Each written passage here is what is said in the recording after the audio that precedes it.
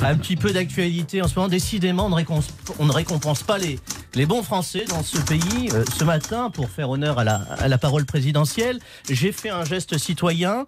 J'ai écrasé un chômeur qui traversait la rue pour trouver un emploi.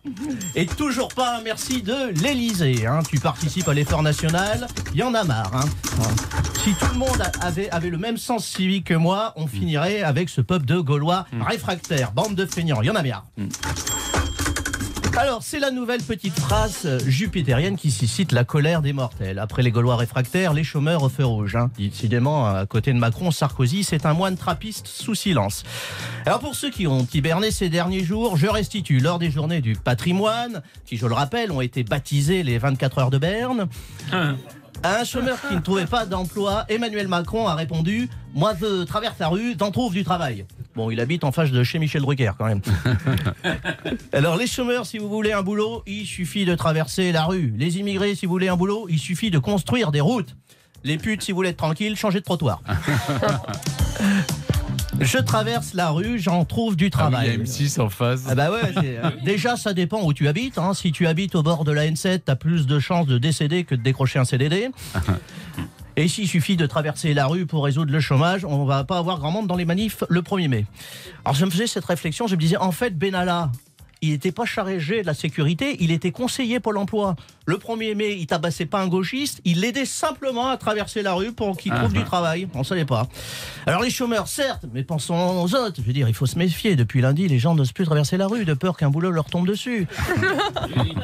Moi, hier, j'ai un ami qui est descendu de son immeuble pour aller chercher du pain à la boulangerie d'en face. Il est revenu chez lui avec un CDI et de la matmut, une promesse d'embauche chez Total et un plan d'épargne d'entreprise. Sa femme a gueulé, elle dit, qu'est-ce qu'on mange?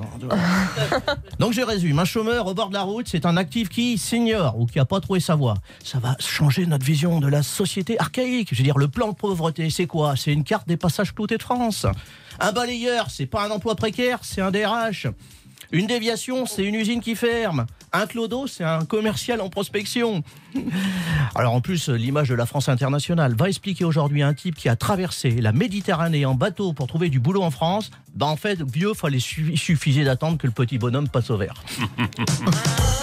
Allez, quelques actualités politiques. Un député claque la porte de La République En Marche. Ouais, elle a traversé la rue pour aller trouver du boulot. Malheureusement, l'entreprise avait déjà fait faillite. C'était le Parti Socialiste.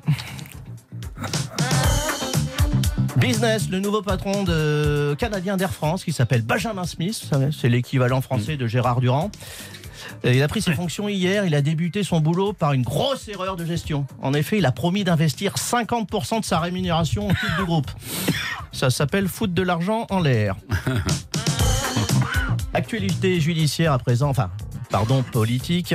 Souvent les deux expertises se confondent. Claude Guéant, vous vous souvenez? Grand amateur d'art. D'art, oui, il a acheté des tableaux. Exactement. Il a été mis de nouveau en examen. Encore. Je veux dire, le jour où Claude Guéant arrête la politique, c'est la moitié de la magistrature des Hauts-de-Seine qui se met au chômage. La raison, corruption passive. Bon, la corruption, c'est comme l'homosexualité. T'as l'active, la passive. Voilà. Chacun voit à midi à sa porte. Alors, c'est un habitué, Cléant. La dernière fois, il avait été vu par les juges parce qu'on avait révélé qu'en 8 ans, il avait retiré 8 000 € de son compte bancaire. Le gars avait le train de vie d'un sous-entendant des colonies au 19e siècle et il nous fait croire qu'il vivait avec 100 € par an. Même à Koh Lanta, il savait pas faire. Guéant, c'est le seul être en autosuffisance absolue. Comme quoi, tu peux être une ordure et adepte du zéro déchet. Tiens, puisqu'on est dans le sujet, un déchet de plus sur les trottoirs de Paris. Vous avez appris ça cette semaine. Démission de Bruno Julliard, l'adjoint à la culture de la mairie de Paris. Il a quitté Anne Hidalgo.